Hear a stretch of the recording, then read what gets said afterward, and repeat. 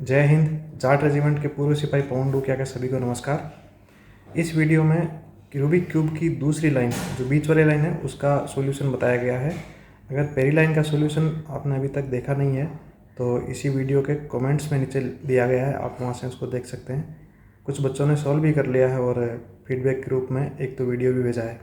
देखिए तो second line, जो बीच वाली लाइन है, उसका सॉल्यूशन कैसे किया जाता है।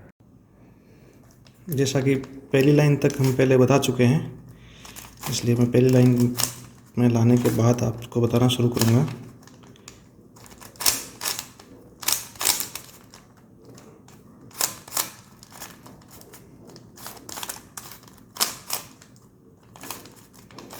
ये प्लस का निशान हो गया है और उसके बाद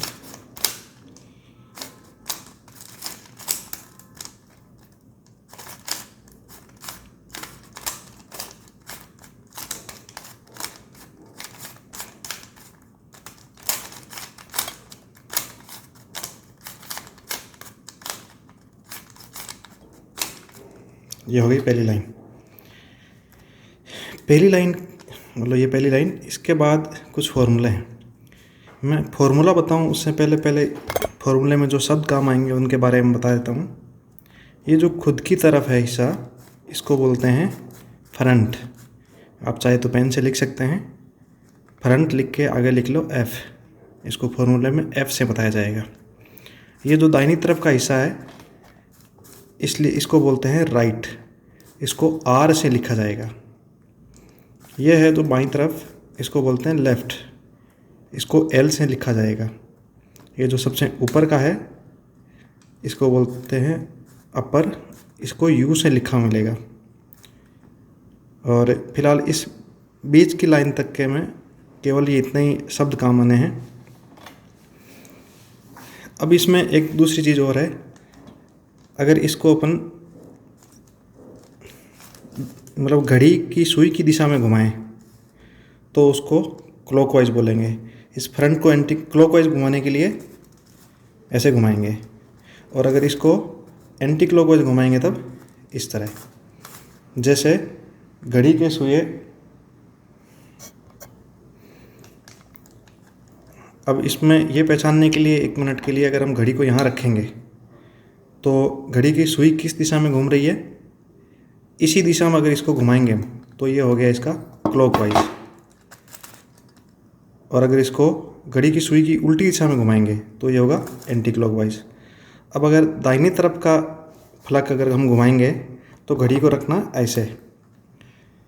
तो अभी सुई की किस दिशा में घूम रही है, सुई की दिशा में घुमाएंगे मतलब इसको इस तरह, तो ये होगा क्लॉकवाइज। अगर इसको उल्टा घुमाएंगे तो ये होगा एंटी क्लॉकवाइज। अगर लेफ्ट साइड का फलक है तो घड़ी को रखेंगे ऐसे। अब सुई किस दिशा में घूम रही है, उस दिशा में घुमाने पर यह होगा क्लॉकवाइज और ये इसका एंटी क्लॉकवाइज। ये जो ऊपर वाला पोर्शन है वो जो अपर है, और मिडिल वाले का भी, इन दोनों को ही देखने के लिए हम इसके ऊपर घड़ी रखेंगे। तो जिस दिशा में घड़ी की सुई घूम रही है वो दोनों के लिए अपर मतलब ये क्लॉकवाइज, और मिडिल के लिए भी यही क्लॉकवाइज होगा। बस मिडिल में केवल बीच वाला घुमाया जाता है। जो एक पोर्शन इसका बिहाइंड, इसकी आगे ज़रूरत पड़ेगी। हालांकि उसको क्लॉकवाइज या एंटी क्लॉकवाइज से मतलब नहीं है, उसको जब भी घुमाया जाता है 2 बार ही घुमाते हैं। तो फिलहाल अभी इतना ही कि ये राइट, ये आर होगा, ये आर डैश, ये एल होगा, ये एल डैश, ये एफ होगा, ये एफ डैश, और ये यू डैश। इतना ध्यान रखना है। ये तो हो गए इसके फॉर्मूले में जो शब्द काम आएंगे। इसमें क्या करना है, ये जो इसके ये 4 हिस्से हैं, ये चारों भाग और ये चारों भाग, इन्हीं को अपनी सही जगह लाना है। तो जैसे ये सफ़ेद रंग है, इधर हरा, लाल, नीला, उधर केसरी और पीला, तो इसका मतलब इस साइड में आएंगे जिन पे सब पे लाल होगा। अब अगर किसी में इसमें अगर पीला रंग शामिल है, जैसे इसमें है, तो इसका मतलब ये यहीं पर रहेगा, इन चारों में से किसी जगह। इस जगह इन चारों में नहीं आना है ये, तो इसलिए इसको हम अभी बेवजह नहीं छेड़ेंगे। ये है जो लाल और नीला उसके बीच में आएगा, तो इस साइड में लाल है, इधर नीला है, तो ये यहाँ पर आएगा, लेकिन डायरेक्शन इसका उल्टा होगा। तो ये क्या करेंगे, पहले इसको हम किसी एक दिशा में मिला लेते हैं। तो एक दिशा में कहाँ मिलेगा, यहाँ पर। अब देखना है कि इसको सही दिशा में लाने के लिए लेफ्ट में घुमाना पड़ रहा है या राइट में, मतलब क्लॉकवाइज या एंटी क्लॉकवाइज। तो ये एक दिशा मिलाने के बाद, एक साइड मिलाने के बाद इसको क्लॉकवाइज घुमाना हो रहा है। तो क्लॉकवाइज घुमाने की दिशा में एक फार्मूला लगेगा। उस फार्मूले को लगाने से पहले अपने को इसको इसी दिशा में पकड़ के रखना है। वही फलक सामने होना चाहिए जिसको हमको क्लॉकवाइज घुमाना है। फिर घुमाना कैसे है, आप फॉर्मूला लिख लीजिए। पेन शायद आपने ले लिया होगा। अपर वाला क्लॉकवाइज, ये राइट वाला क्लॉकवाइज, फिर अपर वाला एंटी क्लॉकवाइज, राइट वाला एंटी क्लॉकवाइज, फिर अपर वाला एंटी क्लॉकवाइज, फ्रंट वाला एंटी क्लॉकवाइज, फिर अपर वाला क्लॉकवाइज, और अब तो अपने आप ही समझ में आ रहा होगा फ्रंट वाला क्लॉकवाइज। ये आ गया अपनी जगह। इस फॉर्मूले को लिख लो। इसको लिखा जाएगा U dash R dash, U dash F dash, U और एफ। ठीक है, अब ये एक हो गया। अब उसमें दूसरा देखो, इसमें तो पीला रंग है, इसका मतलब ये कहीं नहीं जाएगा। ये है जिसमें लाल और केसरिया और नीला है। तो इसको कहाँ ले जाएंगे, किसी एक में मैच करना होगा, यहाँ पर। अब केसरिया किस दिशा में रह गया, लेफ्ट में। इसका मतलब इसको एंटी क्लॉकवाइज घुमाने से अपनी सही जगह आ रहा है। केवल इस पे ध्यान देना है, पूरे पर नहीं। तो एंटी क्लॉकवाइज अगर घुमाने की दिशा में, एंटी क्लॉकवाइज घुमाने से अगर अपनी सही जगह आ रहा है तो इसके लिए फॉर्मूला दूसरा है। उस फॉर्मूला को लगाने के लिए एंटी क्लॉकवाइज में ध्यान रखिए, ऊपर लिख लो। अगर एंटी क्लॉकवाइज वाला फॉर्मूला लगाना हो तो इस फलक को पहले अपनी दिशा में लाएं।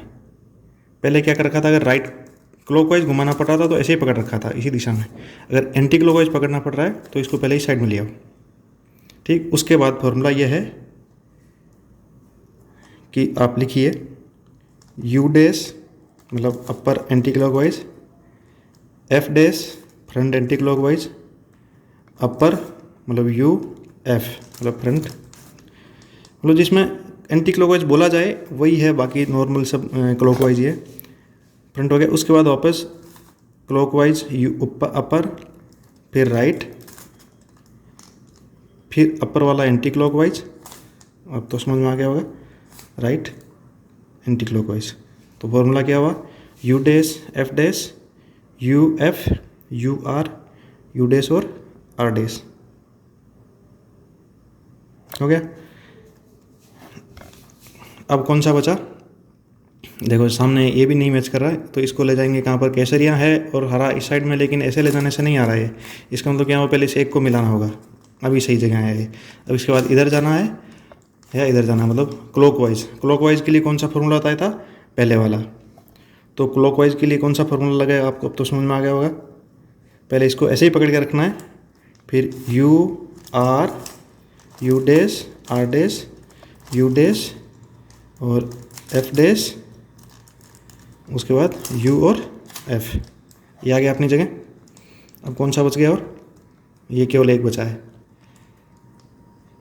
एक बचा तो वो यहीं पर है, लेकिन ऊपर है लाल वाला। तो इसको पहले इसको एक को सीधा ही मिलाना होगा, फिर उसके बाद इसको लेफ्ट में मतलब एंटी क्लॉकवाइज घुमाने से आ रहा है। तो एंटी क्लॉकवाइज के लिए फिर दूसरे वाला फॉर्मूला, उसके लिए क्या करना होगा, इसको सीधा पकड़ने के बजाय पहले जिस दिशा में लाना है उस दिशा में पकड़ेंगे इसको।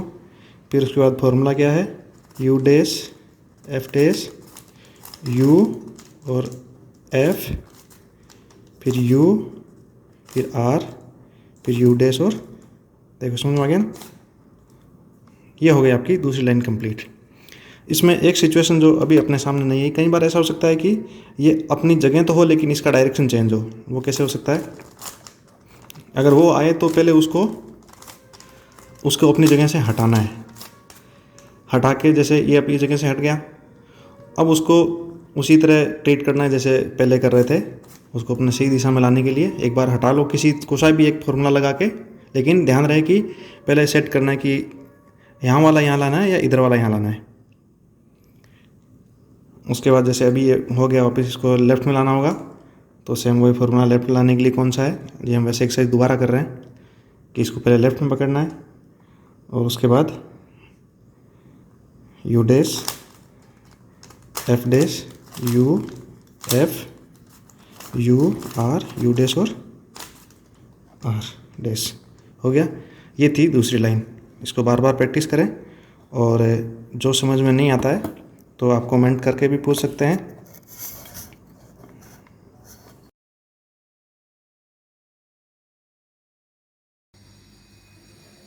इस तरह इन स्टेप्स को आप फॉलो करके बीच वाली लाइन को सॉल्व कर सकते हैं। इसको बार बार प्रयास करना होगा और कुछ समझ में नहीं आए तो आप कमेंट्स में पूछ भी सकते हैं।